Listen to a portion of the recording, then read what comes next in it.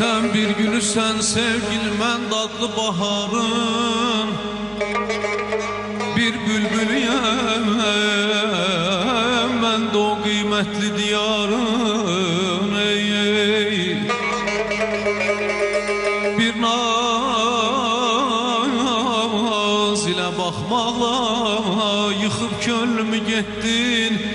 Hiç akçı atıp gitmemiş alemde şikarın. Ey meyiz övgün ne lazım,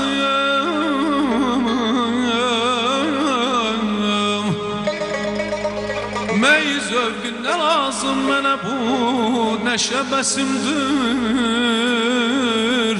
her dem ki düşer hatirime çeşmi xumarın. Xanəndəyə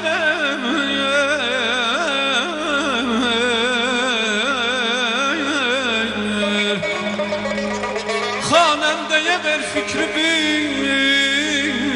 pejmürdə oturma, mənasını bil, zövqünü qan, şuur qatarın. Hər kimsədə bir zərrə qədər olsa nəzakət, zövqün o bilər naleydəndə dəftarın. Bu zülfü qaralar qəmini sən də çəkərdin, bu zülfü qaralar qəmini sən də çəkərdin. Vahid kimi divanəlik olsaydı şu arına, yaman aman aman, ey yar aman aman, ey dadem aman, ey azizim güle baktı, bülbüller güle baktı, azizim